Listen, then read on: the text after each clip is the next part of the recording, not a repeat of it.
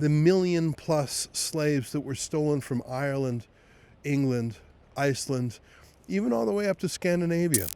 Is there any talk of reparations for them? These are ancient battles, and the jihad has been going on for centuries. Some say it still is.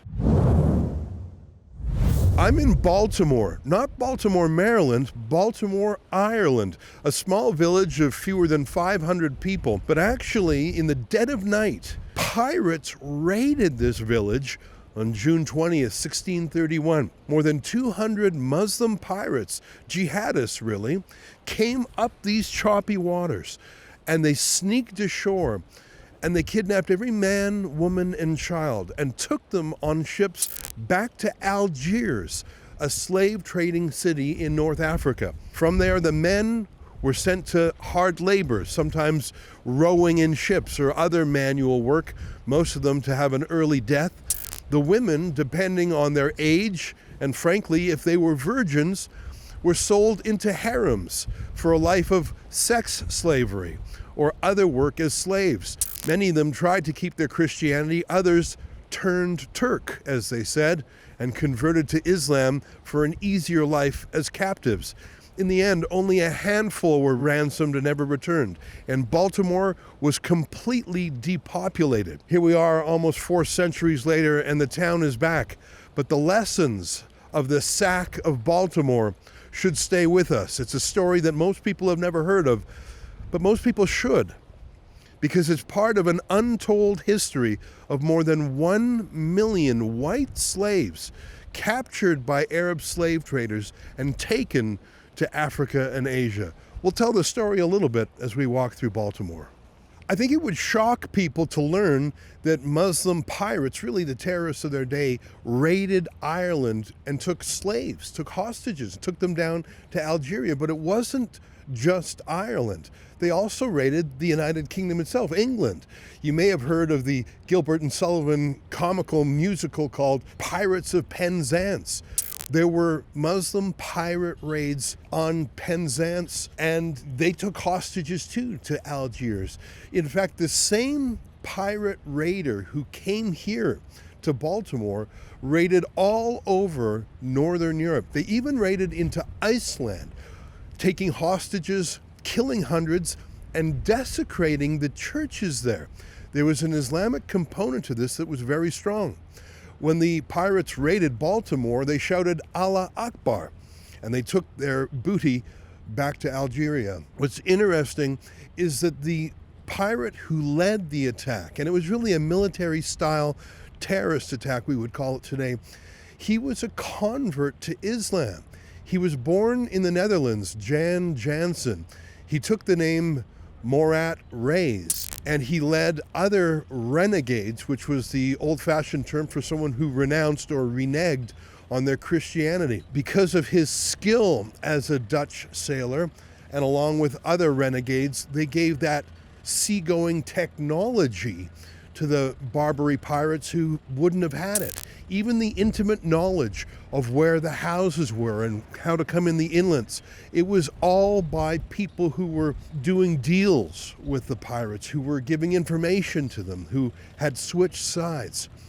More than 1 million white slaves were captured and sold into these slave markets, which, if you're counting, is more than the number of black African slaves that were taken to America. Both of them were horrific, of course. Both violated the dignity of man, but one of them seems to be forgotten in the sands of time. Here in Cork, there's tourism, there's fisheries. It is an active port. Life has returned to Baltimore, and they have a museum-style plaque that tells the story. And they point out that the people who were kidnapped in 1631 and sold as slaves in Algiers were actually ethnic British. It was what the Irish would call a plantation. And there was some domestic politics for sure. Remember, at that time, Ireland was part of the United Kingdom and the king was in London. There was other rivalries too, and questions about where was the Royal Navy? Why were they not quick to respond? There was questions of corruption and all other details. All of those are important things. But it shows the internal dissension happening in Baltimore and Ireland and the UK in general was a sort of weakness that allowed the terrorist raid to happen. I think the ethnicity of the people who were captured and sold as slaves is interesting politically, and it speaks to the long history of Ireland and England. But at the end of the day, those were more than 100 souls who were taken into captivity and were really tortured for the rest of their lives. You know, we look at the news today, Israel, Gaza, Iran, and Islam is all over the news. It's in the news in the United Kingdom, Ireland, Canada, the United States too, because of mass immigration. But these issues of Islam go back centuries. Even before the 1631 sack of Baltimore, remember that Muslim Moors conquered Spain, and they were only driven out in 1492. The sack of Baltimore was in 1631, but the Ottoman Empire was continuing to march through Europe. It was only stopped at the Siege of Vienna in 1683. These are ancient battles, and the jihad has been going on for centuries. Some say it still is. You know, we forget our history, don't we? I think most people forget that Islam was on the march and that Europe mustered all of its strength. Heck, the Crusades were to go and recapture the Holy Land from Muslim invaders. I wonder what the men and women from 1631 would think of Ireland today in 2026. There's about 5 million people on this Emerald Isle. About 4 million of them are ethnic Irish, but there's been a mass immigration to Ireland, including mass Islamic immigration. And it's not a military invasion, it's a decision by Irish governments to bring in people from all around the world.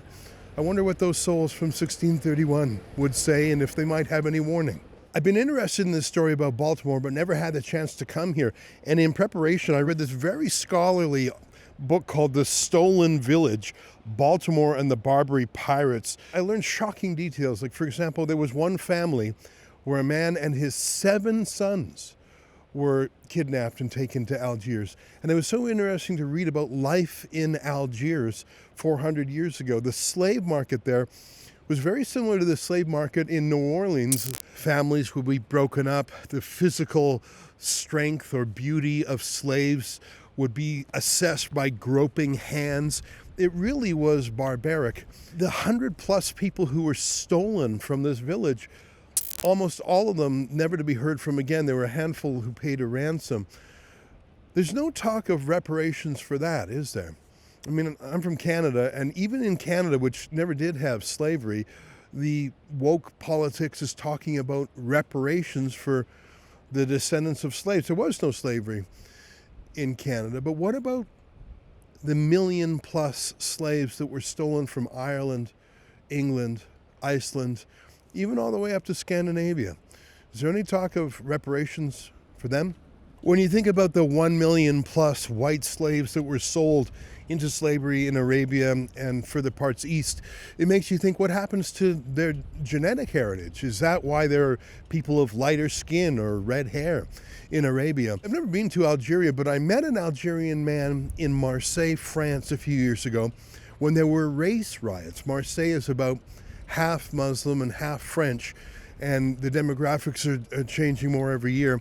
And there were riots, and I went there just to talk to the Muslims and say, what is life like as a Muslim person in Marseille? And I came across a man who looked very modern, but was clearly Muslim, and I asked him a few questions, including if it's so racist here, why are you here? Here's what he said. Eh ben, ils nous ont colonisé 132 ans, et là c'est notre tour de venir ici pour comment t'expliquer là, j'ai pas trouvé les mots. Ils nous ont colonisé 132 ans, et maintenant on va les coloniser à vie jusqu'à la mort. He said to me that France had colonized Algeria for 132 years, and now he and his fellow Algerians were in France to return the favor. Maybe the same anti-Western instinct that led to the piracy and terrorism here almost 400 years ago, maybe it's still alive and well in Europe and around the world. Strictly by the number of souls who were taken, the attack on Ireland in 1631 was the most shocking terrorist attack in Ireland, or for that matter, England, to date. Even the 7/7 bombings of the London subway stations. They killed 52 and injured hundreds more. But in terms of actual lives lost, the hostages, the slaves that were taken from here outnumber them. It was such a shock to the system, and there was an immediate demand for, I suppose, someone to blame. There were different local barons and lords who blamed each other. There were questions about the Navy. Why weren't their patrol ships ready? Why weren't they ready to set sail and give chase after the fact? There were recriminations. In the end, they hanged one man, a fisherman, who guided Morat Reis and his 200 jihadists right to Baltimore, because how on earth would someone from Algeria or Turkey know exactly where to go and exactly which houses to take on? They actually did an intelligence walk through the village before they raided it. Morat Reis himself did so. How did they know exactly where to go? And to avoid shoals or shallows? Well, there was a fisherman who assisted, and he was later put on trial, convicted and executed. And I think there's a bit of a parable there. Ireland itself, like so many proud nations of the West, has gates. And those gates cannot easily be penetrated from the outside. It's only when someone on the inside opens the gates that the invaders can come in. Morat Reis himself was a renegade, born a Christian in the Netherlands. The fisherman who guided him in here was a Christian, born here.